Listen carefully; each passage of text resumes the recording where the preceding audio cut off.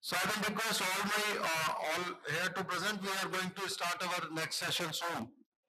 Honorable Minister Sahab has gone for a meeting and he'll be joining us within an hour very soon. So I will request Minister Sir will be joining us in a short while. In the meanwhile, we'll continue with our session. The presently session is on evidence-driven enforcement. I will request a team to please put on the PPT. Along with me, we have Shri Amardeep Singh Ji Rai, ADGP Sarak Suraksha Force, Punjab. Mr. S.N. Tiwari, DCP Traffic, Ghaziabad.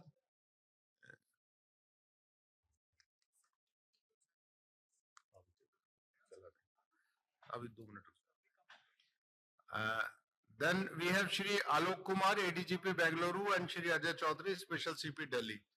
So, I request you all to please sit down. Now we are starting the session. Before starting the session, just have a look over the video on road safety. Play the video, please. सड़क सुरक्षा की पाठशाला स से समझदारी। सड़क सुरक्षा के लिए बहुत जरूरी है समझदारी। जब भी सड़क पर निकले थोड़ी सी समझदारी दिखाएं। कभी नहीं देख लीजिए एक तो ट्रिपलिंग यानी तीन बैठाए हुए हैं, ऊपर से बच्चे को टंकी के ऊपर बैठा हुआ है। अरे भाई साहब देखिए तीनों लोग आप निकल ही पड़े हैं तो कम से कम मुन्ने को बीच में बैठाइए और देखिए एक हारने साथी यानी मुन्ने को अपने से बांधने वाली पेटी वो भी आप ले सकते हैं। और इनके लिए और इनकी माताजी के लिए हेलमेट तो अभी के अभी आप लीजिए। भाई साहब सबसे पहले बिटिया को बीच में बिठाएं। मम्मा और बिटिया दोनों के लिए हेलमेट ले। बच्चन साहब से डांट खानी है क्या? जब भी सड़क पर निकले ये कोशिश हो हमारी हर कदम हर पल दिखाएंगे समझदारी। I request you all to kindly keep your mobile phones on the silent mode. We are now starting our session 5th, which is on evidence-driven enforcement. The moderator is Sri Vishal Chauhanji, Member Administration NHAI, here with us. And we also have our panelists, Sri A.S. Rai, ADGP, Sarak Suraksha Force Punjab, Sri Ravindra Gaur, Police Commissioner Ghaziabad, Sri Alok Kumar, ADGP Bengaluru, Sri Ajay Chaudhary, Special CP Delhi. I request our moderator to kindly start this session. Thank you.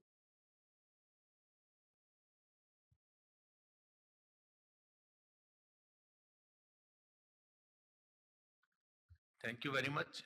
Please start with the presentation.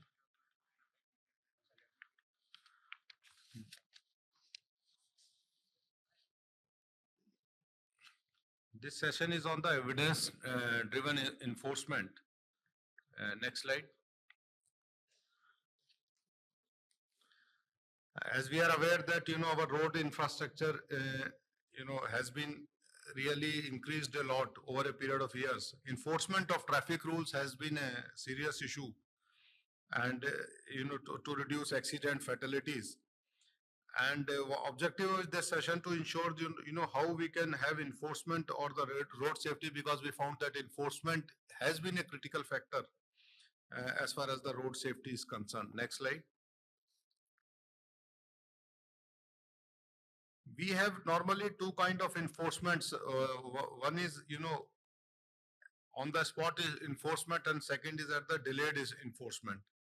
In the on the spot enforcement, there are problems of shortage of manpower. There are problems of smooth traffic flow. And when we go for the delayed enforcement with the help of ANPR cameras, etc., then we see we have Shri Ajay Chaudhary ji with us. He'll tell you the story of Delhi where crores of challans are pending and courts are also worried how to take care of these challans.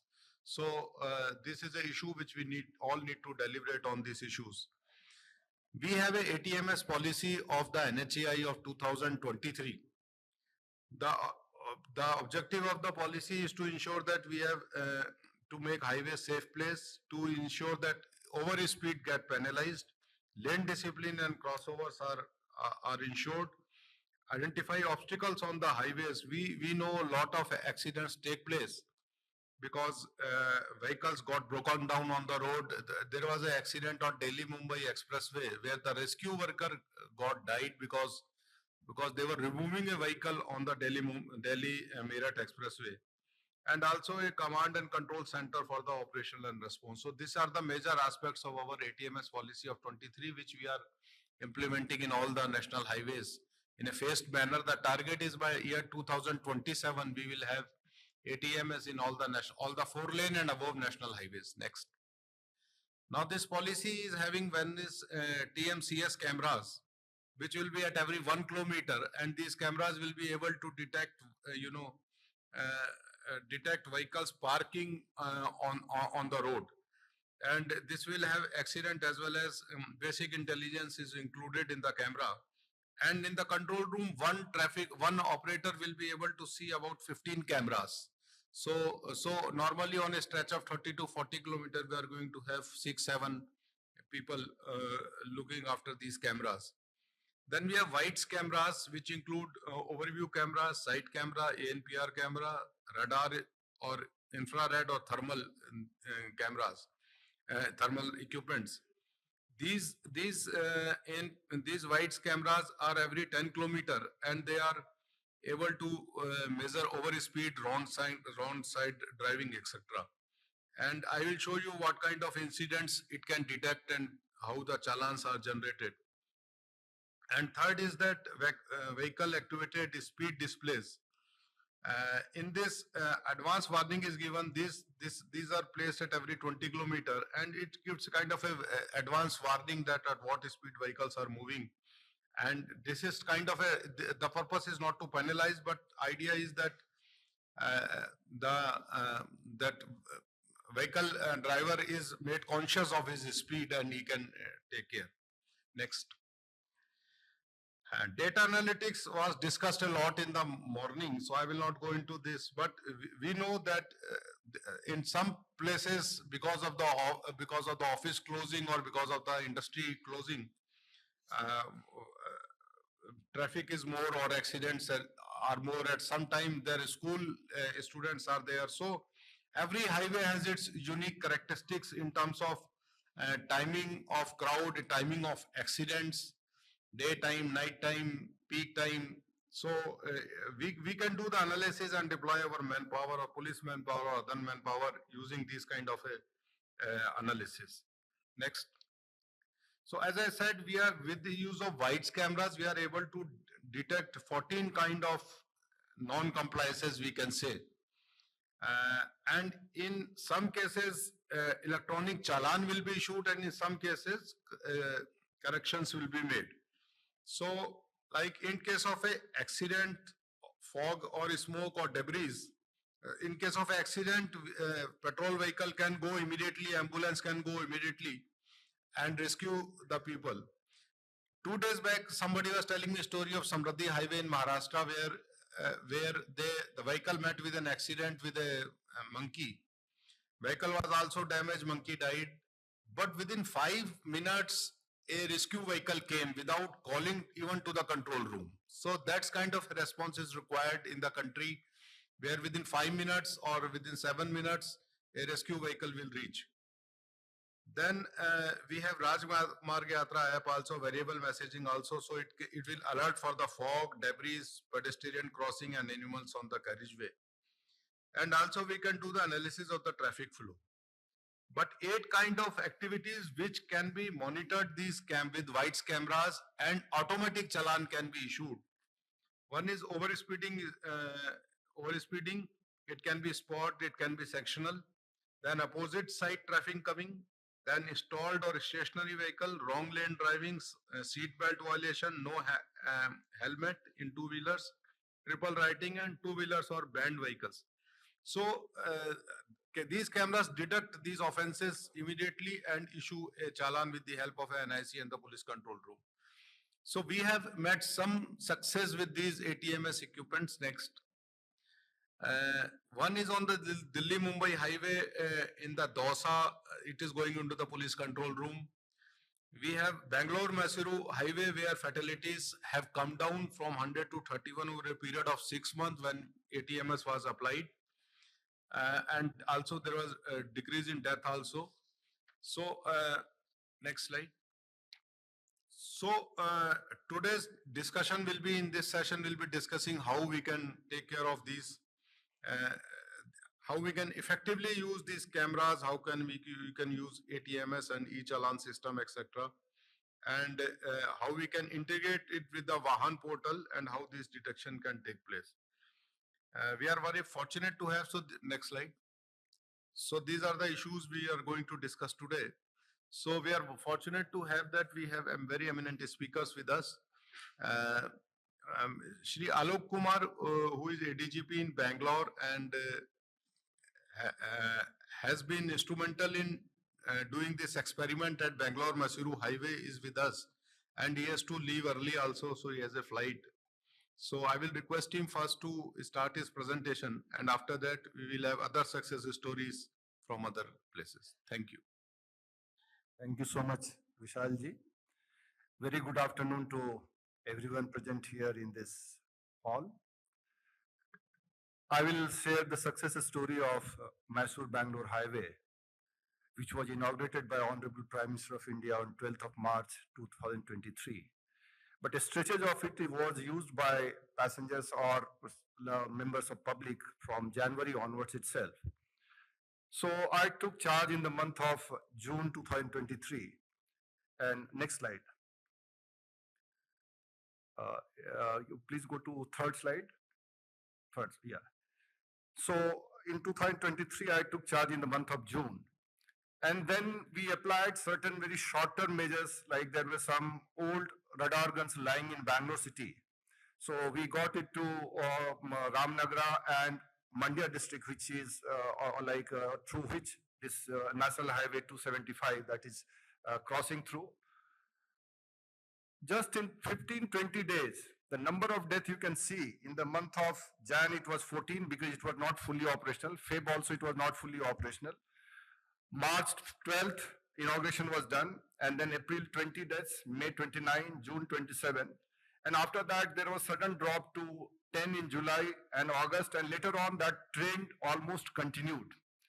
So that enforcement with sincerity and I'll say certainty, that result that gave us very early results. Please go to first slide. Yeah, please.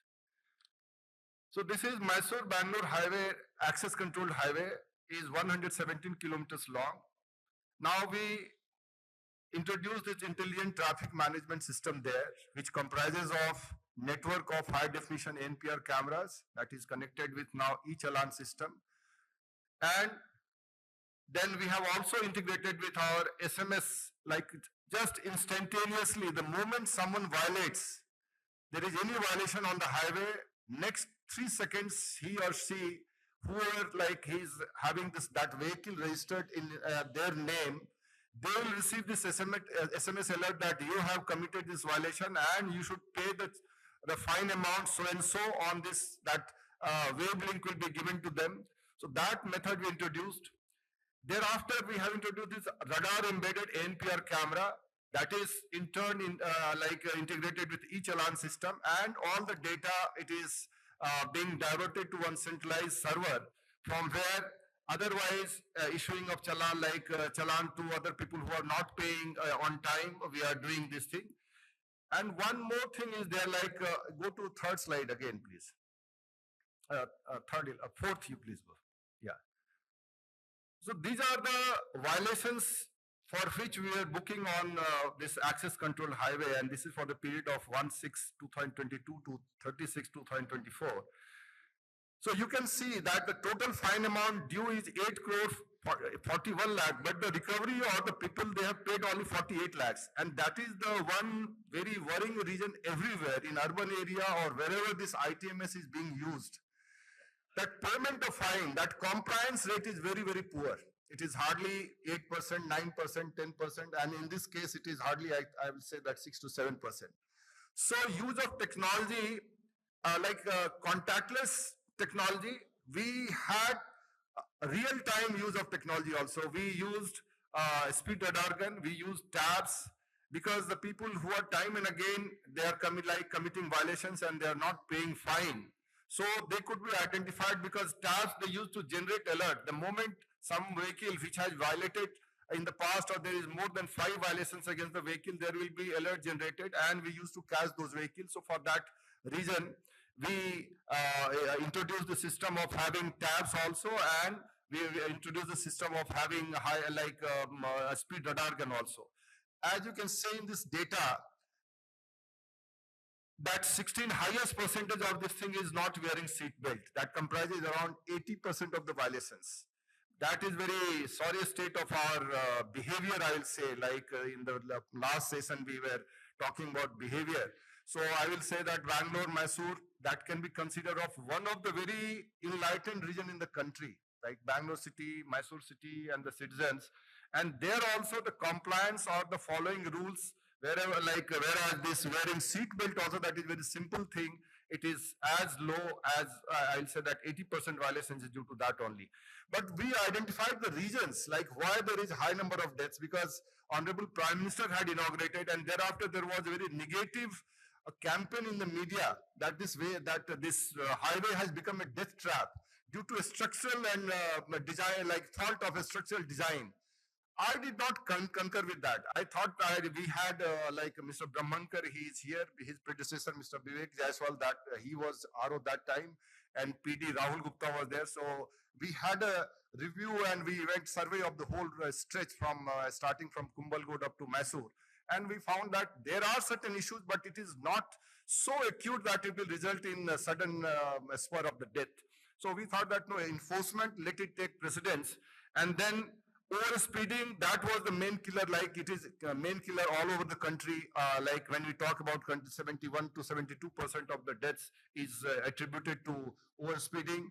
So we focus on cutting the overspeeding, then lane violation. Lane violation also when there is highest movement of high-speed vehicles.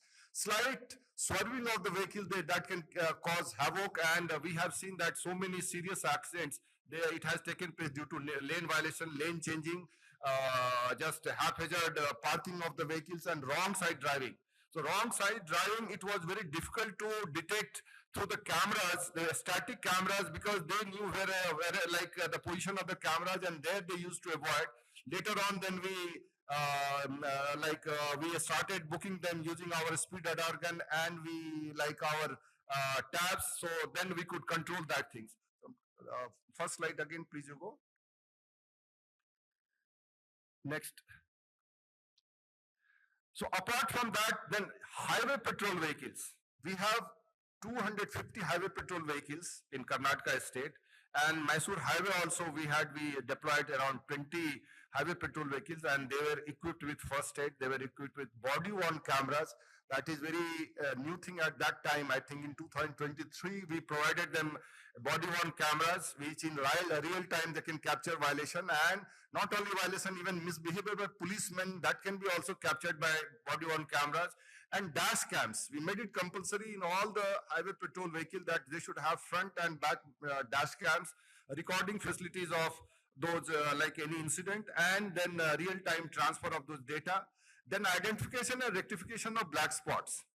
Now, I knew that my tenure may not be very long, or I believe in doing things which can be done in short term, and believe in the saying of by famous economist Lord Maynard Keynes, that in the long run, all of us are dead. So I don't believe, and I keep telling my officers, my subordinates and everywhere, that why I should focus on short term. And short term measures, which can be taken to rectify the black spots. So again, along with NHI team, along with our SPs, all of us, we had a survey, and they introduced crash barriers for 2 kilometers. And NHI has been very kind that time. Mr. Brahmankar was there. That 2 kilometers crash barrier, continuously near this Nedgatta and Chenpatna stretch, which was causing a lot of accident due to curves, and there was some gradient issue there. So we did that thing. Then definitely rumble strip or studs and such type of road signages, these things were there. And emergency response 193, like they have their own NHI has a toll number, toll free number, and emergency vehicles and our emergency vehicles. So we all of us, we coordinated and we improved the emergency response. So awareness near toll gates, audio awareness also, because what we have seen that one of the major issues plaguing in the nighttime driving is that the drivers, they are sleeping on the wheel. So to keep them awake, that is a major challenge. And then for that, what we told that no, we should have some audio playing after 12 o'clock near the toll gates, just so that they can be alerted and they should be awake. Thereafter, we had harsh measures with regard to wrong side driving, because wrong side driving is creating a lot of furor in social media so far as Karnataka is concerned, Bangalore is concerned, and it is creating in Merit Highway or in July 2023. Some 5-6 persons in one SUV, when one school bus was coming from the opposite direction, and SUV, it hit the SUV and all the passengers died on the spot. So, like on highways, the wrong side driving, I think it is very, very scary and very, very dangerous. So we prioritize and we book them for as our honorable minister was saying that file FIR. So we started filing FIR against them under section 279 in the old IPC and 281 of the BNS. So we started filing FIR and even for over speeding, what we categorize 100 to 130 only fine amount, but beyond 130 we are going to file FIR. And people from outside the state, they had a sense that okay, our numbers is not in their database, so they cannot this thing. So they were driving vehicle at 150, 160. So when this FIRs started reaching, like they came to receive the messages from Karnataka state that they have violated. So I started getting calls from the batchmates, you see that this person, he has violated, something has happened. So we felt that there was some deterrence among the drivers to repeat such violations.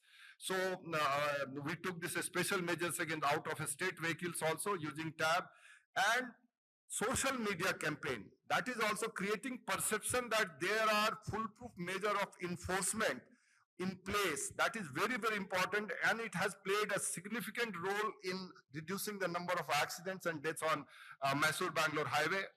Then this one more thing which is very important, that it is the only highway in the country where spot overspeed detection and sectional speed detection, both the systems are in place.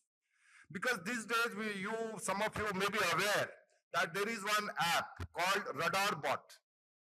Whenever you approach any such type of camera, like a speed detection camera, speed trap cameras, it will generate alerts, that Radar Bot. And then the vehicle, the driver, they will slow down there. And once they cross the point, again they will speed up. So it was like some people, they started telling me, sir, this is the thing, that some people, they have got that app because Bangalore is tech-savvy people, like so many tech-savvy people, they downloaded the app and started using. Then I told that they should not remain in fool's paradise, that there is a different system. Like if they violate overspeed between one camera to another camera, that will be recorded and they will be charged for that. And when we started doing this thing, and then they came to know the number of violations that came down drastically. So that was the game changer, and that everyone knows in that area that this system is prevailing. So that is the success story of Mysore-Bangalore highway. For first 8 months, the number of deaths decreased by 66%, system stabilized, and over the period of 2024 compared to 23, it reduced by 75%. Just one slide for Bangalore city. Next slide. Next. This is Bangalore-Mysore highway. It is very scenic view is there. Next. Yeah, just one slide about initiatives in Bangalore city traffic, undertaken by Bangalore City Traffic Police. One measure which is unique in the country, that is Bangalore Adaptive Traffic Control System, AI-based cameras and sensor, which is optimizing the signal timing, the waiting time near the signals. That is very, very important, because this is the only system in the country which is working. Like we have used Japanese technology, that is moderator and CDAC, both. 137 cameras, right now 165 junctions are having this adaptive traffic control system. And so out of that, 28 cameras is funded by Japanese government, and they are using moderator technology, whereas 137 cameras using CDAC technology. So in real time, you can have like how many, what is the vehicle density, what is the speed, what is the congestion, what is the occupancy, and using the algorithms and machine learning, you can green light timing, then offset and queuing, all the things that can be decided, and it has made like a seamless travel, seamless driving that has become very easy in Bangalore city. I cannot say that since things have improved too much, drastically, because there are other issues which is plaguing the traffic situation in Bangalore city. Next is this actionable intelligence for sustainable traffic management. That is Astram. That is also a new thing. So just I'll say that this Astram, all it is, if there is any accident, if there is any violation, everything recorded, and if there is any public complaint, that can be also sent to the message can be sent that video or audio that can be referred to this Astram. So it is holistically, it is overlooking whatever is happening in Bangalore city, and it takes care. If it is some traffic is diverted, they will give direction to divert the traffic. It will traffic density, jamming, everything, that information they give. Other things are not very important. Just traffic management center we are having, that you are aware, and drone surveillance also for to monitor the traffic flow. That is one thing. So in the end only, I will say that the number of deaths, the number of accidents can be reduced if we have focused strategy, we have commitment, and definitely the road traffic accident, the reducing accident is one thing which requires passion also. And I'll end my presentation with one couplet that कौन कहता है आसमां में सुराख हो नहीं सकता, एक पत्थर तो तबीयत से उछालो यारो. जय हिंद, जय Karnataka. Thank you very much, Alok ji. Now we have Mr. Amit Gupta, Transport Secretary UP. His presentation is scheduled in the next session, but he also has to catch a train. So we'll request him to make a presentation, and I will request all the speakers to restrict to the time frame of 5 to 6 minutes at maximum. Thank you. नमस्कार sir, मैं Amit Gupta, principal secretary transport UP. Unfortunately जो driver है उसको अभी हम लोग एक बहुत ज़्यादातर लोगों की मेंटेलिटी है एक बहुत चीप लेबर रिसोर्स के रूप में देखते हैं, और उसमें उसकी स्किल अपग्रेडेशन में, ट्रेनिंग में इन्वेस्ट करने का इसी वजह से बहुत ना तो अच्छा सिस्टम बना हुआ है और ना लोगों का जो व्यवहार है उस प्रकार का हुआ है। Next please. हम लोग सभी जानते हैं कि किस प्रकार ये इम्पोर्टेंट है। तो आगे की यूपी के ब्रीफ इंट्रोडक्शन के बाद में जो हमने स्टेट में ड्राइवर्स की ट्रेनिंग के लिए और संबंध रिसर्च के लिए जो एफर्ट किए हैं और जो अंडर पाइपलाइन है उनके बारे में ब्रीफली बताऊंगा। हमने लगभग पिछले 1-2 साल से इसमें काफ़ी अच्छा काम शुरू किया है, लेकिन जो अभी भी हमारे सामने चैलेंज बचा है वो लोगों का बिहेवियर इस संबंध में चेंज करना कि कैसे उन्हें अधिक से अधिक मोटिवेट किया जाए इस प्रकार की ट्रेनिंग लेने के लिए, और कैसे जो एम्प्लॉयर हैं उन्हें भी मोटिवेट किया जाए या फोर्स किया जाए किसी तरह से पॉलिसी के थ्रू कि वो अधिक से अधिक ट्रेन ड्राइवरों को ही एम्प्लॉय करें। नेक्स्ट। यूपी जैसा कि सबसे बड़ा स्टेट है और हाईएस्ट व्हीकल पॉपुलेशन है 4.93 करोड़, और total number of driving licence UP में 2.82 करोड़ हैं। रोड लेंथ 3.18 लाख किलोमीटर, और काफ़ी बड़ी संख्या में अब यूपी में एक्सप्रेस वे बन गए हैं जहाँ भी बहुत ज़्यादा एक्सीडेंट होते हैं। कई जिले ऐसे हैं यूपी के जहाँ बड़े पुराने एस्टेब्लिश 6-6, 7-7 नेशनल हाईवे उन जिलों से निकलते हैं। यूपी ऑब्वियसली पूरे कंट्री में रोड सेफ्टी के जो इंडिकेटर्स हैं उसको इम्प्रूव करने के लिए बहुत इंपॉर्टेंट है, और स्टेट गवर्नमेंट का बहुत ज़्यादा फोकस इस समय इस पर है, और लगातार इस बात की मॉनिटरिंग होती है कि प्रत्येक जिले में हर महीने बैठक हो, प्रत्येक डिवीजन में हर 2 महीने में हो।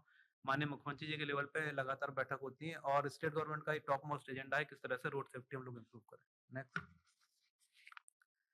जो इस यूपी का पहला इंस्टीट्यूट है जो ड्राइवर ट्रेनिंग एंड रिसर्च में के लिए बनाया गया था, वो अप्रैल 24 में ऑपरेशनल हो गया है, और इसमें हम लोगों ने 1000 से अधिक ड्राइवरों की ट्रेनिंग की है और 10,000 से अधिक ड्राइविंग टेस्ट, एप्लीकेशन टेस्ट भी किया। यहाँ रेजिडेंशियल फैसिलिटी भी हम लोगों ने दी है जहाँ लेके लोग अपना कोर्स पूरा कर सकते हैं। इसके अलावा हमने driving training and testing institute 15 जगह हमारे बन के पूरे तैयार हैं और बहुत अल्प समय में ये ऑपरेशनल हो जाएंगे, जहाँ ऑटोमेटिक ड्राइविंग टेस्टिंग ट्रैक रहेगी और ट्रेनिंग ड्राइवरों को देने का पूरा प्रबंध किया गया है यहाँ। इसके अलावा हमारे 4 जगह हमने ऑटोमेटिक ड्राइविंग टेस्टिंग ट्रैक जो स्टैंड अलोन है बनाए हैं और 2 जगह ऑपरेशनल हमारे हो गए हैं और 4 लाख डीएल इसमें टेस्ट कंडक्ट किए जा चुके हैं। तो हम लोगों के यहाँ ये एक तेजी से जो ऑटोमेटिक टेस्टिंग ट्रैक्स हैं और इसका ट्रेनिंग इंफ्रास्ट्रक्चर है डेवलप हो रहा है और हम लोग इसमें बहुत जल्दी से एक अच्छा मुकाम हासिल करेंगे। नेक्स्ट, जो मॉर्थ की स्कीम है उसके अंतर्गत हम लोगों ने 9 जगह आईडीटीआर और आरडीटीसी 15 डिस्ट्रिक्ट में एस्टेब्लिश करने की कार्रवाई शुरू कर दी है और डिस्ट्रिक्ट मजिस्ट्रेट उसके लिए लैंड आइडेंटिफाई करना है। कई जगह लैंड आइडेंटिफाई हो भी गई है और जैसा मॉर्थ का मैंडेट है उसके तहत हम इनको भी जल्दी से जल्दी स्थापित कर संचालित करेंगे। नेक्स्ट, ये सारे इनिशिएटिव गवर्नमेंट सेक्टर के थे। प्राइवेट सेक्टर में हम लोगों ने एडीटीसी के अंतर्गत 86 एलओआई इशू भी कर दिए हैं और 10 एडीटीसी हमारे यहाँ ऑपरेशनल हो गए हैं। इसके अलावा हमने हमारी जो स्टेट की मोटर ड्राइविंग ट्रेनिंग स्कूल की जो गाइडलाइन पुरानी थी उनको भी रिवाइज करके नई एसओपी जारी की है लगभग 2 साल पहले और उसके तहत भी हमारे यहाँ 270 motor driving training school operational हो गए हैं। तो हम लोगों ने इसमें काफी कार्य प्रारंभ कर दिया, लेकिन जैसा मैंने बताया जो बिहेवियर चेंज करना है लोगों का कि उनको अधिक से अधिक इसका यूज करें और पॉलिसी चेंज भी जिससे उनको बात की जा सके, इसके संबंध में अभी हम लोग चिंतन कर रहे हैं और कार्य कर रहे हैं। नेक्स्ट, जो रोड सेफ्टी के संबंध में कुछ पॉलिसी चेंजेस किए हैं उनमें से कुछ ब्रीफली मैं बताना चाहूंगा। एक तो नोटिफिकेशन हमने मोटर व्हीकल एक्ट की धारा 135 के अंतर्गत जो रूट कॉज एनालिसिस के लिए कमेटी होती है उसका हमने नए सिरे से उसका नोटिफिकेशन किया है और हम रूट कॉज का एनालिसिस करके उसके सुधार के लिए कार्य करते हैं। उसको हम लोग जिला जो हमारी कमेटी होती है उसके माध्यम से मॉनिटर भी कराते हैं। हम लोगों ने स्टेट में 36 एआरटीओ रोड सेफ्टी की पोस्ट और 351 एमवीआई पोस्ट क्रिएट कर दी हैं। मेरे ख्याल से रोड सेफ्टी के लिए आरटीओ की पोस्ट शायद बहुत जगह नहीं होंगी, तो एक बहुत बड़ा मेजर हम लोगों ने पॉलिसी इनिशिएटिव लिया है कि जो 75 जिलों में से हमने 36 जो बड़े जिले हैं उनमें एक एआरटीओ की पोस्ट केवल रोड सेफ्टी के लिए क्रिएट की है। इसके अलावा हम सेक्शन 210 डी के अंतर्गत rules for design construction and maintenance standard के लिए हमने रूल बना लिए हैं। 138 ड्राफ्ट हो गए अभी इम्प्लीमेंट उनको होना है। 138(1)(a) के अंतर्गत safety of pedestrian and non motorised transport users के लिए हमने रूल ड्राफ्ट कर लिए हैं और grievance redressal mechanism for good samaritans 134(a) के अंतर्गत ये रूल भी हमने ड्राफ्ट करके हमारे तैयार हैं और हम इनको लागू करने की प्रक्रिया में है। जो एक बैक कर दीजिए, जो ड्राइवर का बिहेवियर है जो हम लोगों के चालान करते हैं उसकी मॉनिटरिंग और उसका कौन रिपीट वायलेटर हैं और कैसे उनका लॉन्ग टर्म बिहेवियर मॉनिटर किया जाए, इसके लिए कोई सिस्टमिक मैकेनिज्म अभी नहीं है। हालांकि ई चालान पोर्टल, वाहन पोर्टल, सारथी पोर्टल पे बहुत सारी चीजें मॉनिटर होती हैं, लेकिन अभी उनका इंटीग्रेशन नहीं है और इस संबंध में हम लोगों के पास कंस्ट्रेंट्स हैं कि हम इसको मॉनिटर नहीं कर पाते। अगर मैं उदाहरण के तौर पर बताऊं तो जब किसी ड्राइवर का लाइसेंस हम सस्पेंड करते हैं तो दोबारा उसको रोड पर चेक करते हैं तो फील्ड अधिकारी बताते हैं उसमें ये नहीं दर्ज होता कि कोई सस्पेंडेड लाइसेंस वाला व्हीकल ड्राइव कर रहा है। इसी प्रकार से जब हम किसी वाहन का कैमरे से चालान करते हैं तो ऐसी कोई मैकेनिज्म नहीं है जिससे पता चले कि उसमें कौन ड्राइवर बैठा है। तो ये सारी चीजों को इंटीग्रेट करके हम ड्राइवर का लॉन्ग टर्म जो उसका बिहेवियर है उसको एनालिसिस करके जो उसका डिमेरिट सिस्टम लागू करेंगे। तो एक तो ट्रेनिंग देना, साथ में उसकी लगातार मॉनिटरिंग करके फिर हम उनका बिहेवियर और जो उनकी स्किल्स हैं उनको अच्छे से लागू कर पाएंगे। इसके पहले भी एक बात आई थी कि जैसे हम देखते हैं विदेशों में ड्राइवर के जो आवर्स होते हैं बहुत सारी चीजें उसके ऊपर बड़े रिस्ट्रिक्शंस होते हैं। तो हमारे यहाँ भी मेरा सुझाव है कि जो व्हीकल्स उनमें एक ड्राइवर की लॉगिंग का सिस्टम होना चाहिए जिसमें ये पता रहे कौन ड्राइवर गाड़ी को चला रहा है, कितने घंटे से चला रहा है। उसके बाद हम ना केवल ड्राइवर की चेकिंग के दौरान ये पता कर सकते हैं कि कौन ड्राइवर ने वायलेशन किया है, बाकी अगर जनरल कैमरे के थ्रू चालान होता है गाड़ी का उससे भी पता चल जाएगा और बाकी ड्राइवर का जो एक अच्छी कंडीशन में गाड़ी ड्राइव कर सके वो भी हम लोग इंश्योर कर पाएंगे। Thank you. Thank you, Amit, for your presentation, especially the demerit system of the driving license. Now I will request Shri Amardeep Singh Rai ji, ADGP, Sadak Suraksha Force, Punjab, for initiative taken in Punjab.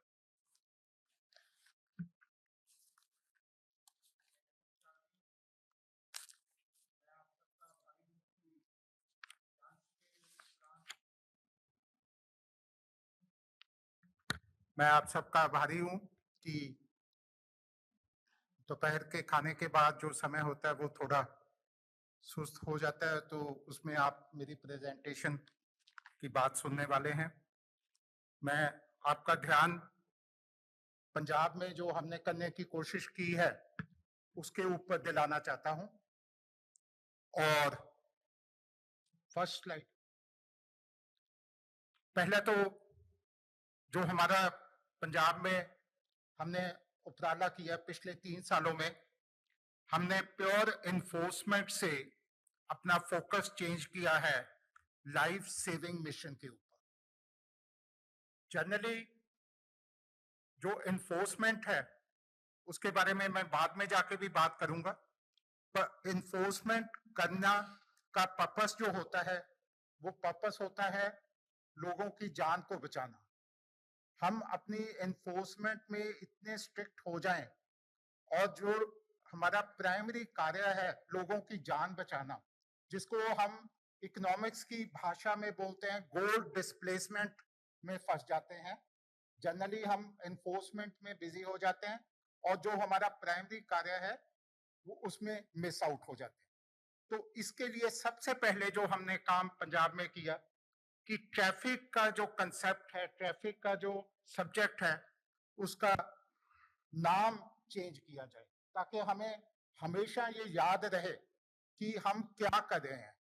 हमने traffic department का नाम change कर उसको road safety and traffic management का नाम दिया। ये अपने आप में एक अनूठा उपराला था जो देश में कहीं भी नहीं किया गया, पर इसका जो इंटेंट था कि हमें पता रहे हम क्या कर रहे हैं। हम रोड सेफ्टी में हैं, हम लोगों की जान बचा रहे हैं। राधा हमने अपनी जो टैगलाइन दी, हमने अपनी टैगलाइन दी कि we are in the business of saving human lives. क्यों ये टैगलाइन दी? कि हमने स्टडी किया कि हम पंजाब में कितने हजार करोड़ का घाटा हमें हो रहा है जो एक्सीडेंट हो रहे हैं। सिर्फ आप सब यहाँ पे इंजीनियर हैं, आप सब उसको कैलकुलेशन कर सकते हैं। हमने वो कैलकुलेशन नहीं, हमने तो उसका एक इमोशनल कंटेंट निकाला कि जिस घर का दिया बुझ जाता है उसका जो इमोशनल अपहीवल होता है उसके कारण वो कितना नुकसान होता है। तो इस वजह से हमने ये हमारी आइडियोलॉजी थी जब हमने इसके ऊपर काम करना शुरू किया। दूसरा, आज सुबह भी बात हो रही थी एविडेंस ड्रिवन एक्शन और D2D, डेटा टू डिसीजन। जो हमारे पास जब भी समय लिमिटेड होता है, हमारे पास थोड़े समय में ज्यादा काम करने के लिए हमें प्रॉब्लम की अच्छी अंडरस्टैंडिंग होनी चाहिए कि हमारी प्रॉब्लम कहाँ पे है। तो उसके लिए हमने वर्क किया और यहाँ पे भी मैं आपके साथ शेयर करना चाहूंगा, नेक्स्ट स्लाइड पे उसकी डिटेल्स आएंगी।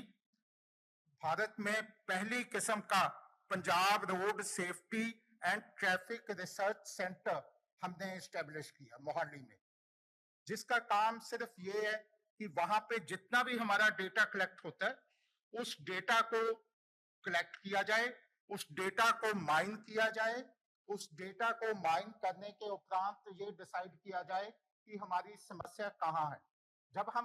जब कोई भी डॉक्टर किसी बीमारी का इलाज करता है वो सबसे पहले देखता है बीमारी क्या है। हम बीमारी देखे बिना इलाज करेंगे तो वो बीमारी का इलाज नहीं होगा।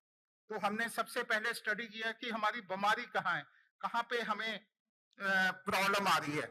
तो हमने जब ये सब चीजें स्टडी करनी शुरू की और वो डेटा हमारे पास आना शुरू हुआ तो हमने रियलाइज किया कि हमारे जो 60% एक्सीडेंट हो रहे हैं वो नेशनल और स्टेट हाईवे के ऊपर हो रहे हैं। और अगर हम उन 60% एक्सीडेंट को रोक दें तो हमारा जो मोर्टेलिटी रेट है वो कम होना शुरू हो जाएगा। तो उसी बेसिस के ऊपर हमने अपनी एक स्पेशल फोर्स रेज की जिसका नाम है सड़क सुरक्षा फोर्स। ये भी देश की पहली ऐसी फोर्स है। आप सबने देखा होगा शहरों में ट्रैफिक को रेगुलेट करने की फोर्स लगी रहती है, पर हाईवे पे कोई भी ऐसी फोर्स नहीं रहती। ये जो हमने स्पेशल फोर्स रेज की, इसका पर्पस यही था कि ये जहां जहां पे हमने ब्लैक स्पॉट आइडेंटिफाई किए, ब्लैक स्पॉट आइडेंटिफाई करके वहां पे एक गाड़ी को रखा गया जिस गाड़ी में 4 मुलाजिम थे, इंक्लूडिंग ए लेडी पर्सोनल। तो लेडी को क्यों रखा गया? क्योंकि हमने अपनी स्टडी में पाया कि कई बार ट्रैफिक एक्सीडेंट में जो डेथ होती है वो एक्सीडेंट के कारण नहीं होती, वो ट्रॉमा के कारण होती है। जब आपके 2 साथियों की मौत हो जाती है तो तीसरा साथी घबरा कर ही मर जाता है। तो उस समय उस इंजर्ड को काउंसलिंग करने के लिए अगर कोई हो, कोई दिलासा दिलाने के लिए हो, तो उसकी जान बचाई जा सकती है। तो उसमें हमने एक लेडी जो कि साइकोलॉजिकली ट्रेन्ड थी उनको भी रखा। इसके साथ साथ हमने नेक्स्ट स्लाइड पे चलिए, ये उपराला किया कि जो हमारे लोग हैं जो ट्रैफिक एक्सीडेंट में लोगों की मदद करते हैं, उनको उठाकर लेकर जाते हैं, उनको रिकॉग्निशन मिलनी चाहिए। हमारे समाज में हम कंडेम बहुत जल्दी कर देते हैं कि इसने ये गलत किया, इसने ये गलत किया। तो हमारे समाज, अगर हमने अच्छा समाज बनाना है तो हमें ये जरूरत है कि जो अच्छा काम करे उसको एक रिकॉग्निशन भी दी जाए। तो हमने जितने भी लोग हमारे इंजर्ड को लेकर जाते थे, उनको जब भी इंडिपेंडेंस डे होता था या रिपब्लिक डे होता था, उनको रिकॉग्नाइज करना शुरू किया।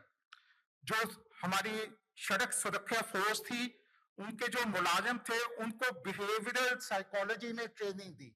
उनको उनकी जो ट्रेनिंग दी गई वो पुलिस वाली ट्रेनिंग नहीं है, वो इन्फोर्समेंट वाली ट्रेनिंग नहीं है। वो ट्रेनिंग है कि जिसका बंदे का एक्सीडेंट होता है वो घबराया होता है, उसको आपने पॉजिटिव कैसे करना है, उसकी घबराहट को कैसे दूर करना है। और कई बात तो ऐसा देखने में आया है कि पुलिस अगर किसी भी गाड़ी को रोकती है तो बंदा घबरा के वैसे ही गलत बोल देता है और उससे जो पुलिस के साथ उसका इंटरफेस होता है वो खराब हो जाता है। ये पहली बार हमने ये किया कि जो हमारे सड़क सुरक्षा के मुलाजिम हैं वो किसी भी को एड्रेस करेंगे तो श्रीमान या सर कह के बुलाएंगे। इस विंटर सीजन में जब हमारे एनआरआई, पंजाब में काफी एनआरआई पॉपुलेशन है, बहुत एनआरआई जब वापस आए तो उन्होंने देखा कि ऐसा रूप तो पंजाब पुलिस का हमने पहले कभी देखा ही नहीं था कि जो सर कह के और श्रीमान कह के बुलाए। तो हमने उनको बताया कि ये जो फोर्स है ये फोर्स नहीं है, ये पब्लिक असिस्टेंस के लिए है। ये आप लोगों की, जब आपको सड़क के ऊपर कोई समस्या आ जाती है, आपकी असिस्टेंस के लिए। और काफी इसमें हमने ये भी देखा कि काफी लेडीज जो अकेले में ट्रैवल करती हैं, उनको सड़क के ऊपर कोई प्रॉब्लम आ जाती है तो उनको भी ये ऑप्शन रहता है कि वो डायल करें एसएसएफ के लिए और विद इन मिनट्स। अभी नेक्स्ट स्लाइड के ऊपर मैं आपको दूंगा कि यहाँ पे बात हुई गोल्डन आवर की। हमने गोल्डन आवर को री इन्वेंट करके प्लेटिनम मिनट की हमने बात करनी शुरू की कि कितने समय में हमारी गाड़ी एक्सीडेंट विक्टिम के पास पहुंचती है। हमारी गाड़ी अमूमन 6 से 7 मिनट के अंदर अंदर एक्सीडेंट विक्टिम के पास पहुंचती है। इंटरनेशनली इसको प्लेटिनम 10 मिनट्स कहा जाता है। हमारी गाड़ी, क्योंकि जो हमने गाड़ियां ली हैं वो बहुत ही स्ट्रॉन्ग गाड़ियां हैं, वो टोयोटा हाइलैक्स की गाड़ियां हैं, वो इमीडिएट, वो इतनी स्ट्रॉन्ग है कि अगर रोड साइड पे किसी ने कोई ट्रक भी पार्क करा हो तो ट्रक को भी खींच के वो रोड से परे कर सकती हैं, अलग कर सकती हैं। और तो इस कारण से हमने कोई 30,000 एक्सीडेंट विक्टिम को एक साल में हमने मदद की। 30,000 एक्सीडेंट विक्टिम जिनकी की अगर उनको समय पे सहायता ना मिलती, जिनकी जाने जा सकती थी, उनको हमने इमीडिएटली 5 से 7 मिनट के अंदर हम उनको हॉस्पिटल में लेके गए। यही एक कारण है कि पंजाब एक ऐसी स्टेट, लास्ट पे, तो पंजाब ही एक ऐसी राज्य है इंडिया का जहां पे ट्रैफिक एक्सीडेंट में मोर्टेलिटी 5% कम हुआ है। पहली बार ये है कि किसी भी राज्य में 5%, जब नेशनली आपका रेट 12% बढ़ा है ट्रैफिक एक्सीडेंट में, तो पंजाब उसको 5% नीचे ले आया है। तो जो खास करके जिस जगह जगह पे जहां पे ट्रैफिक एसएसएफ की व्हीकल लगी है, वहां पे जो ट्रैफिक रिडक्शन हुआ है वो 10% कम हुआ है। और सुबह आज बात हुई गूगल मैप के साथ करने की, तो हमने भी उपराला किया कि गूगल मैप के साथ किया जाए, पर गूगल मैप क्योंकि वो बाहर की कंपनी है, उन्होंने उनकी जो डेटा पॉलिसी थी वो हमें सूट नहीं करती थी। हम इक्वालिटी में बिलीव करते हैं, अगर हम आपको डेटा दे रहे हैं तो आप भी हमें डेटा दो। तो इसलिए हमने मैप माई इंडिया के साथ एक एग्रीमेंट किया, जिसमें जो सेक्रेटरी साहब जैसे कह रहे थे, तो जो भी बंदा पंजाब में मैप माई इंडिया की ऐप यूज करेगा तो 500 मीटर के ऊपर उसको वार्निंग शुरू हो जाएगी कि 500 मीटर आगे ब्लैक स्पॉट है। उसके बाद 250 मीटर पे दोबारा वार्निंग दी जाएगी कि 250 मीटर आगे ब्लैक स्पॉट है, और जैसे ही वो ब्लैक स्पॉट पे पहुंचेगा उसको ये वार्निंग दी जाएगी कि अभी आप एक्सीडेंट प्रोन एरिया से निकल रहे हैं, ताकि जो भी वो ऐप यूज करेगा मैप माई इंडिया की, उसको पता रहेगा। हमने अपने 750 के करीब जो ब्लैक स्पॉट है सभी मैप माई इंडिया के ऊपर डाल रखे हैं। Next slide. तो आगे का जो एक्शन प्लान है, मैं वो उसके बारे में अभी बात करना चाहूंगा। 1-2 मिनट में खत्म कर दूं। हाँ, 1 मिनट में खत्म कर दें। हमारा एसएसएफ का 1 साल पूरा हो गया, इससे हमने काफी लेसन सीखे हैं, और अब हम जल्दी ही एसएसएफ 2.0 लॉन्च करेंगे, जिसमें हम जो एरिया अभी तक कवर नहीं हुए थे उन एरियाज को भी कवर करेंगे। सेव लाइफ फाउंडेशन के साथ हमने जीरो फर्टिलिटी डिस्ट्रिक्ट का प्रोग्राम एक अभी शुरू करना है, जो पटियाला में किया जाएगा। पटियाला हमारा डिस्ट्रिक्ट जो मालवा के बिगनिंग में है, और हमें उम्मीद है कि जब हम वहां से करेंगे तो मालवा के जो दूसरे डिस्ट्रिक्ट है उनमें भी उसका इफेक्ट आएगा। हम ये भी विश्वास करते हैं कि सभी लोगों को वॉक करने का एक राइट होना चाहिए। जो रोड स्पेस है वो सिर्फ मोटर गाड़ियों वालों के लिए नहीं, वॉक करने का भी एक राइट होना चाहिए। इसके लिए भी हमने पंजाब में पहली बार राइट टू वॉक का कंसेप्ट शुरू किया है। फोरेंसिक क्रैश इन्वेस्टिगेशन हमने अपनी तो शुरू कर दी है, पर साथ साथ हम सेव लाइफ फाउंडेशन की मदद ले रहे हैं, ताकि इसमें हमारी जो लर्निंग है क्रैश इन्वेस्टिगेशन में, कि जो भी एक्सीडेंट होता है उसको वेरीफाई किया जाए उसकी कॉज क्या है, और उस कॉज के मुताबिक उसका एक्शन लिया जाए। जहां तक अभी ये था कि एनफोर्समेंट से बिहेवियर चेंज होता है या एजुकेशन से, तो हमने एक जो चीज ऑब्जर्व की अपने डेटाबेस से, कि जैसे चंडीगढ़ में बहुत स्ट्रिक्ट एनफोर्समेंट थी, तो हमारे मोहाली में जो एडजॉइनिंग डिस्ट्रिक्ट है वहां पे एनफोर्समेंट कम होने के कारण वहां पे ट्रैफिक वायलेशन ज्यादा होते थे। तो उसको कॉम्पनसेट करने के लिए हमने मोहाली में भी सिमिलर लेवल ऑफ एनफोर्समेंट के लिए अभी इंफ्रास्ट्रक्चर तैयार कर दिया, और वहां पे भी कैमरे के ऊपर चालान होने शुरू हो गए। और इसमें एक जो समस्या ऑल ओवर इंडिया हमें अभी तक आती है, वो है कि जो कैमरे में चालान होते हैं उनकी रियलाइजेशन का, उसके लिए हमने एक सॉफ्टवेयर कंपनी के साथ बातचीत आरंभ की है, जो कि हमें एक प्लेटफॉर्म तैयार कर दे कि जैसे ही आपका चालान हो वो ई कोर्ट में जाए और ई कोर्ट में आपको फाइन लग जाए, ताकि एनफोर्समेंट तभी कामयाब है अगर उसका इमीडिएट इम्पैक्ट पड़े। अगर आपका चालान हो गया, आप चालान दे नहीं रहे, तो वो रॉन्ग लेसन जाता है। तो ये हमारा आने वाले समय में उपराला रहेगा। मैं आप सबका धन्यवाद करता हूं कि आपने पेशेंटली मेरी प्रेजेंटेशन को सुना। धन्यवाद। जय Hind. Thank you very much. Thank you for sharing such a good work with all of us. I will request Shri Ajay Chaudhary, sir, Special CP Delhi Police, to tell us about the initiative taken in Delhi and especially problems of e-challan and other issues. Bharat सरकार के माननीय मंत्री महोदय श्री अजय टमटा जी, additional secretary साहब विशाल चौहान साहब, member administration NHAI, मेरे वरिष्ठ जयेश राय साहब और सभी साथियों, बहुत बहुत धन्यवाद। और बहुत ही महत्वपूर्ण विषय पर आज चर्चा हो रही है, और माननीय मंत्री जी की उपस्थिति ये सिद्ध करती है कि इस विषय को लेकर सब लोग कितने गंभीर हैं। मैं बहुत वक्त कम है इसलिए ज़्यादा वक्त नहीं लूँगा। जो हमारा ई चालान का और पूरा प्रोसिक्यूशन का सिस्टम है, जो एविडेंस ड्रिवन एनफोर्समेंट है दिल्ली ट्रैफिक मैनेजमेंट के लिए, उसके बारे में संक्षेप में आप लोगों को सूचना दूँगा। जो ई चालान सिस्टम दिल्ली पुलिस फॉलो करती है, ये हमने 2019 में शुरू किया था और लगभग इसमें प्रतिदिन हम लोग 22,000 चालान करते हैं। और इसमें 2 तरह के चालान होते हैं, जिसमें एक चालान होता है ऑन द स्पॉट चालान, यानी कि जो फिजिकली जब ट्रैफिक पुलिस के लोग सड़क पे चौराहों पे खड़े होते हैं और ड्यूटी कर रहे होते हैं, उस वक्त वो अपनी ई चालान मशीन से जो चालान करते हैं, जिसमें सभी लोगों की, दिल्ली वासियों की सबकी शिकायत रहती है कि ये लोग चिपके क्यों खड़े होते हैं पेड़ के पीछे। अगर वो चिपके खड़े ना हो तो इसका मतलब ये है कि ज़्यादा से ज़्यादा वायलेशन दिल्ली के लोग करेंगे, क्योंकि दिल्ली में जो अधिकांश लोग, आप लोग दिल्ली के ट्रैफिक से वाकिफ़ हैं कि दिल्ली के लोगों की क्या टेंडेंसी है और वो कितना रूल्स को फॉलो करना चाहते हैं, तो इसलिए कभी-कभी चिपके भी खड़ा होना पड़ता है।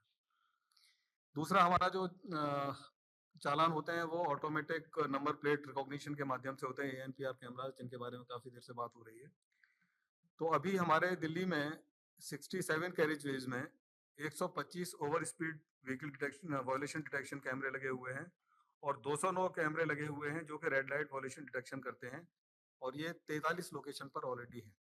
और ये हमने ऑब्जर्व किया है कि जहाँ-जहाँ कैमरे लगे हैं और लोगों को पता है, तो वहाँ पे वायलेशन काफ़ी कम हुए हैं। जो ऑन द स्पॉट चालान होते हैं, और जैसा मैंने बताया कि ई चालान मशीन के माध्यम से होते हैं, तो अभी हमारे पास दिल्ली पुलिस में 1500 ई चालान मशीन्स हमने इश्यू की हुई हैं, जो हमारे ज़ोनल ऑफिस के पास होती हैं। और मैं ये भी सूचना देना चाहता हूँ कि दूसरी पुलिस फोर्सेस के लिए कि ये 1500 मशीन हमें स्टेट बैंक ऑफ इंडिया ने अपने सीएसआर इनिशिएटिव के माध्यम से दी हैं, जिनका हम इस्तेमाल कर रहे हैं। इस ऑन द स्पॉट चालान में जो वॉलेटर है, जिन्होंने कोई ऑफेंस किया है, वो अपना फाइन का अमाउंट कैश में भी दे सकते हैं और डेबिट क्रेडिट कार्ड से दे सकते हैं, यूपीआई के माध्यम से दे सकते हैं, और ये ई चालान मशीन में ये सारे सिस्टम्स इनबिल्ट हैं। ये जो हम चालान का अमाउंट कलेक्ट करते हैं, ये हमारी दिल्ली सरकार की ट्रेजरी में जाता है। इसके अलावा उन सभी चालान में जो कि जिनमें व्हीकल इंपाउंड नहीं किया गया है और अगर मोबाइल नंबर उपलब्ध है, तो ये सभी चालान अगले ही दिन वर्चुअल कोर्ट को ट्रांसफर हो जाते हैं। जिन केसेस में मोबाइल नंबर नहीं होता है, उन केसेस में ये सारे चालान फिर रेगुलर कोर्ट में जाते हैं।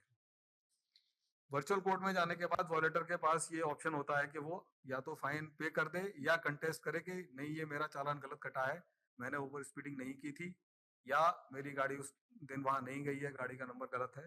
तो उसको कंटेस्ट करने के बाद फिर जुडिशियल सिस्टम, जज का इंटरवेंशन होता है और उसके बाद वो कोर्ट फिर सेटल करता है कि ये चालान कैसे होगा। नेक्स्ट, ये एक सीन है जिसमें कि गाड़ी जा रही है और वहाँ पे रडार लगा हुआ है, गाड़ी के ऊपर फोकस है, इसमें गाड़ी का नंबर, मेक, कलर, ये तमाम चीज़ें किस तरह का वायलेशन किया गया है और प्रूवेबिलिटी ऑफ द ऑफेंस, ये सारे जब चालान इकट्ठे हुए होकर हमारा एनफोर्समेंट कमांड सेंटर है जो हमारे ट्रैफिक पुलिस के हेडक्वार्टर में है, वहाँ पर सारे इनको स्क्रीन किया जाता है, रिव्यू किया जाता है कि क्या वाकई जो कैमरे ने कैप्चर किए हैं वो चालान सही है या गलत है, कैमरा चालान के बारे में। और एक बार जब कैप्चर हो जाता है तो इसका जो ऑफेंस हुआ है उसका नोटिस एसएमएस के माध्यम से रजिस्टर्ड व्हीकल ओनर के पास भेजा जाता है, जो कि हमारे दिल्ली गवर्नमेंट के जो वाहन का डेटाबेस है उसमें उपलब्ध होता है। अगर मोबाइल नंबर नहीं मिलता है तो फिर प्रिंटेड कॉपी नोटिस की रजिस्टर्ड ओनर के पास, जो उन्होंने जिस नंबर पर गाड़ी का रजिस्ट्रेशन लिया हुआ है, स्पीड पोस्ट के माध्यम से भेजी जाती है। नेक्स्ट, ये एक डैशबोर्ड है जिसमें कि ये दिखाया जा रहा है कि गाड़ी आ रही है और उसमें ओवर स्पीडिंग हो रही है, तो ये कैमरे से कैप्चर किया जाता है। नेक्स्ट, ये रेड लाइट वॉल्यूशन के बारे में है, और जो एएनपीआर कैमरा हमारा होता है वो कैप्चर करता है जो registration number of the offending vehicle, registration number के अलावा कलर, मेक, मॉडल, व्हीकल की कैटेगरी, ये सब ऑटोमेटिक कैप्चर हो जाती है वाहन के डेटाबेस से। और एक हाई रेजोल्यूशन इमेजेस इसकी कैप्चर की जाती हैं अगर रेड लाइट जंप हुई है या जेब्रा क्रॉसिंग पर गाड़ी रुकी है या कोई ओवर स्पीडिंग कर रही थी। इसी के साथ साथ एक 6 सेकंड्स का एक वीडियो भी उसी कैमरे में रिकॉर्ड होता है, जो कि एविडेंस के तौर पे इस्तेमाल किया जाता है। इसके अलावा उसके जीपीएस कोऑर्डिनेट्स भी व्हीकल के आ जाते हैं, जिससे कि कोई ये कंटेस्ट न करे कि मेरी गाड़ी वहाँ थी ही नहीं, और पूरा वॉल्यूशन का डिटेल आता है, डेट आती है, टाइम आता है। इसके अलावा ट्रैफिक सर्कल का नाम होता है उसमें। ये तमाम डिटेल्स इस कैमरे के माध्यम से कैप्चर किए जाते हैं। और जो हमारे स्पॉट के चालान होते हैं ई चालान मशीन के माध्यम से, उसमें भी हम लोग गाड़ी का रजिस्ट्रेशन नंबर और जो हमारा प्रोसिक्यूशन ऑफिसर है वो उसका फोटो भी ले सकता है वॉल्यूशन का, और जीपीएस कोऑर्डिनेट्स भी लॉन्गिट्यूड लैटिट्यूड के साथ इस चालान में जनरेट हो जाता है।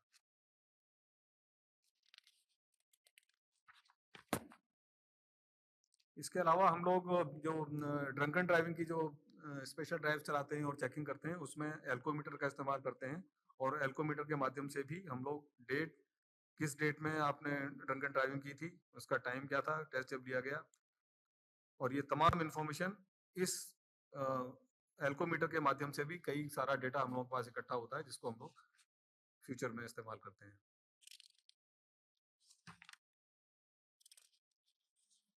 दूसरा हमारे पास जो डेटा जनरेशन होता है, जो गाड़ियां अनऑथराइज पार्किंग में खड़ी होती हैं उनको हम जो टो अवे करते हैं, उसके साथ साथ भी हम व्हीकल के बारे में तमाम डिटेल्स कलेक्ट करते हैं और उसको फ्यूचर में इस्तेमाल किया जाता है।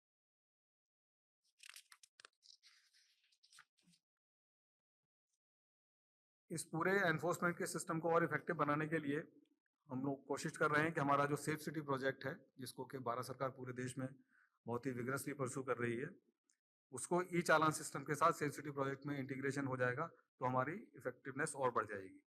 इसके अलावा जो ट्रैफिक सिग्नल्स का सिंक्रोनाइजेशन है, ये भी बहुत इंपॉर्टेंट है। ये हम तभी इम्प्लीमेंट कर पाएंगे इफेक्टिवली जब हमारा intelligent traffic management system implement हो जाएगा। इसको लेकर भारत सरकार और हमारा गृह मंत्रालय बहुत गंभीरता से इसको इम्प्लीमेंट कर रहा है। हमने MOU साइन किया है सीडेक के साथ, और बहुत जल्दी ये ITMS का सिस्टम इंट्रोड्यूस हो जाएगा।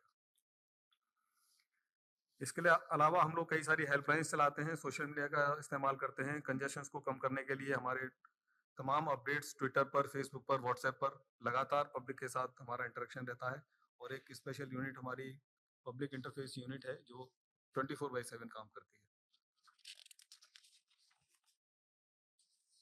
इसको और आगे बढ़ाने के लिए, एविडेंस बेस्ड एनफोर्समेंट के लिए हम लोग अभी 125 कैमरे और इंस्टॉल कर रहे हैं जो 76 कैरिजेस को कवर करेंगे, और 203 कैमरे हम लोग लाने जा रहे हैं जो कि रेड लाइट पॉल्यूशन को डिटेक्ट करेंगे।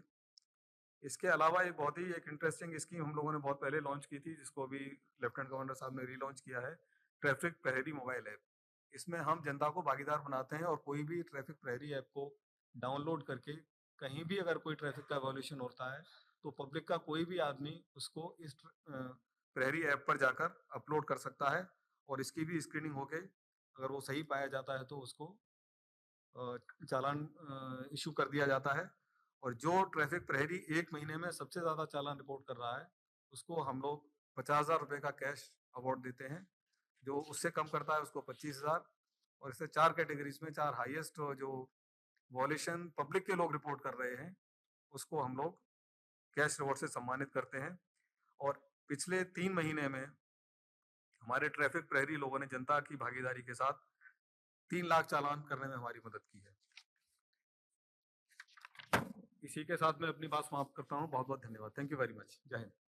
Thank you very much, sir, for a very interesting and very useful presentation for all of us. Now, in the last of this session, I'll request Shri Surendranath Tiwari ji, DCP Traffic, Ghaziabad. Ghaziabad police has done some excellent work on the Eastern Peripheral Expressway and in the Delhi-Mumbai, Delhi-Meerut Expressway. So I request him to make a presentation. नमस्कार sir. हमारे यहाँ 2 expressway हैं sir. एक तो DME जो Delhi Meerut expressway है, और eastern peripheral expressway है। इन दोनों पे सर जो एक्सीडेंट काफ़ी होते थे, इन पर हम लोग स्पॉट वाइज जो ब्लैक स्पॉट हम लोगों ने चिन्हित किया, उनका विश्लेषण किया सर। उसके बाद जो कमियां देखी गई उनके हिसाब से हम लोगों ने कार्रवाई की, जिससे इसमें काफ़ी कमी पाई गई। मैं उदाहरण स्वरूप सर 2 पॉइंट्स बताना चाहूँगा सर। आगे जरा बढ़ा दें और आगे कर दें। ये सर हमारा जो डाटा है ये बता रहा है कि सर उसमें हमें जो प्रयोग किया हम लोगों ने उसका क्या फायदा मिला है सर। अगला बढ़ा दें। ये सर जैसे हम लोगों ने ब्लैक स्पॉट जो चिन्हित किया उसमें सर एक हवाई रेस्टोरेंट करके था, वहां पर एक हवाई जहाज के नुमा एक स्ट्रक्चर बनाया था जिसमें ये लोग उसको यूज करते थे खाना वाना खिलाने के लिए। तो कुछ ऐसा था कि लोग जो भी वहां से गुजरते थे उसको देखते थे, तो स्पीड चाहे कम हो या ज्यादा हो तो सर इसको हम लोग ब्लू कटर लगवाया। इससे काफी फायदा हुआ और जो एक्सीडेंट पहले काफी मात्रा में हो रहे थे इसमें सर होता यह था कि पहले से चूंकि लोग जो लोग उससे रेगुलर गुजरते थे वो पहले से इसको देखने की कोशिश करते थे, उससे भी एक्सीडेंट होते थे और आगे जब गुजरते थे तब भी एक्सीडेंट होने की संभावना रहती थी। ये ब्लू कटर लगने से सर वो दिखना बंद हो गया, तो इसका बहुत लाभ मिला सर एक्सीडेंट में, इससे इसकी वजह से कमी आई सर। नेक्स्ट बढ़ा दें। दूसरा सर हम लोगों का एक और पॉइंट था सर, आगे एक हमारा जो कट था वहां पर जो बीच का उसको डिवाइडर था, डिवाइडर नीचे था सर, अगल बगल की जो जनता थी उसको क्रॉस करने की कोशिश करती थी, इसलिए वो एक ब्लैक स्पॉट बना हुआ था जहां पर काफी एक्सीडेंट होते थे। इसको सर हम लोगों ने चिन्हित किया और उस जो बीच वाला हमारा डिवाइडर था सर इसको ऊंचा कराया गया और इसको इस तरह से बनवाया गया कि जिससे लोग उसको क्रॉस न कर सकें, तो इसका भी फायदा मिला सर, एक्सीडेंट इससे भी कम हुए हमारे सर। जो हम लोगों ने विश्लेषण किया सर और जो कॉमन तरीके से विश्लेषण किया सर उसमें जो दो चीजें नजर आई सर, एक तो जो रोड इंजीनियरिंग थी उसका तो हम लोगों ने ये सब चीजों को देखकर इसको कराया सर। दूसरा सर ये था कि जो गाड़ियां, कुछ ड्राइवर ऐसे थे जिनकी गाड़ियां खराब हो गई या स्वयं ड्राइवर ने खड़ा कर लिया, इसकी वजह से सर एक्सीडेंट काफी हो रहे थे। इसके लिए सर हम लोगों ने अपने जो हमारी पीसी थी उनको हम लोगों ने वहां पर लगवाया सर। उनका काम ये था कि रोड पे घूम के देखते थे अगर इस तरह कोई गाड़ियां हैं खड़ी तो उनको वहां से हटवाते थे और जो जानबूझकर वहां खड़ा रहता था सर उसके खिलाफ हम लोगों ने वैधानिक कार्रवाई की, मुकदमे भी कायम कराए सर, उनका चालान भी कराया सर, तो इससे भी हमको फायदा मिला सर। दूसरा सर हम लोगों ने एक बीच में अभियान चलाया सर, जैसे हम लोग ब्रीथ एनालाइजर का यूज तो करते ही करते हैं सर। होता है कि सर ओवर स्पीड की वजह से या जो लोग ड्रिंक करके ड्राइव करते हैं सर इसकी वजह से भी काफी एक्सीडेंट हो रहे थे सर, तो उसको भी हम लोगों ने जो पब्लिक प्लेस पे लोग ड्रिंकिंग करते थे सर वहां पर भी बीच बीच में हम लोगों ने अभियान चलाया, उसका भी हम लोगों को फायदा मिला सर। हम लोगों ने देखा कि जब हम लोगों ने अभियान चलाया तो उसमें भी हमारा एक्सीडेंट का रेशियो घटा सर। नेक्स्ट बता दें। इसका सर जैसा हमने बताया सर कि हम लोगों ने जब इसको किया तो इससे जो एक्सीडेंट हो रहे थे या जो लोग उसमें शामिल हो रहे थे उसका फायदा मिला सर, और इसके प्रचार प्रसार के लिए भी हम लोगों ने काम किया सर। जैसे हम लोगों ने जब प्रचार के लिए या एजुकेशन के लिए लोगों के स्कूल में गए सर तो हम लोगों ने उसको कोशिश ये की कि उनको इस तरह से बताया जाए कि नहीं सिर्फ हमने उनको बता दिया साहब ये हमारे नियम है, ये हमारे क्या नाम है साइनेज हैं, इनको आप देख लीजिए। कोशिश ये की कि उनको उदाहरण देकर एग्जाम्पल दे करके समझाया जाए कि उससे क्या फायदा उनको होने वाला है। जैसे सर हेलमेट के लिए बताया गया, तो हेलमेट के लिए सर हम लोगों ने उदाहरण ये दिया उनको, जैसे पुलिस को आपको देखते होंगे जब लॉ एंड ऑर्डर में कहीं जाती है तो हेलमेट लगाए रहती है, तो क्यों लगाती है, तो उससे लोगों को समझ में आया कि इसका क्या फायदा हो सकता है। इसी तरह से जो लोग सीट बेल्ट नहीं लगाते तो उनको बताया गया कि जो वाइटल पार्ट होता है उसका नुकसान होता है, तो इन सब चीजों से उनको सर समझ में आई चीजें और बच्चे जो है उससे लगा एजुकेट हुए लोग, और थोड़ा सा इसमें हमारी ये भी एक फायदा हमको मिला इसका सर। नेक्स्ट कर दें। लोग ये सर जागरूकता वाला सर आगे नेक्स्ट कर दें। सर हम लोगों ने जो देखा कि जब कुछ लोग जो एंट्री कर रहे थे, जो हमारे कट बने हुए थे तो उन कटों से एंट्री कर रहे थे, उससे भी एक्सीडेंट की हमारी बहुत ज्यादा संभावना रहती थी। इन पॉइंटों पर सर हमने अपना मैनुअल फोर्स लगाया और इनके वजह से जो लोग अवैध एंट्री कर रहे थे उसका सर हमको रोकने में सफलता मिली और इसकी वजह से भी हमको इसमें सर फायदा मिला। नेक्स्ट। अब सर अब जैसा मैंने बताया सर हमने पीसी लगाई थी, लेकिन हम लोगों ने सर स्ट्रेटेजिक पॉइंट जो हमारे थे उन पे सर हमारा जो पीआरबी 112 थी सर उनको भी हम लोगों ने डिप्लॉय किया हुआ सर। नेक्स्ट। प्रवर्तन की कार्रवाई सर वही जो सभी लोग कर रहे हैं, चालान से लेकर के सारी चीजें ये सब तो हम लोगों ने कराया सर, और इसमें सर रिपीट करने का कोई यहाँ पर मतलब नहीं सर, सारी लोगों ने इसको रिपीट किया सर। नेक्स्ट कर दें। सर हम लोगों ने एक व्यवस्था जो अपनी की हुई थी सर, यहाँ पर खास करके सावन में सर जुलाई के महीने में सर यहाँ पर कांवड़िए बहुत चलते हैं सर, तो उसमें भी एक्सीडेंट बहुत सारे हो रहे थे सर, तो उसके लिए भी हम लोगों ने अलग से डिप्लॉयमेंट किया और उसको जो वन वे कराया सर, तो उसका भी हमें फायदा मिला सर। जो उस दौरान एक्सीडेंट्स हो रहे थे सर तो उसमें भी हमको इसका फायदा मिला सर। नेक्स्ट। जो दो इसके हमारे एक एनएच भी है सर, उस एनएच पे भी हम लोगों ने इसी तरह का डेवलपमेंट किया हुआ है sir. Next. Thank you sir, बस यही चीज थी सर जो यहाँ पे। Thank you very much.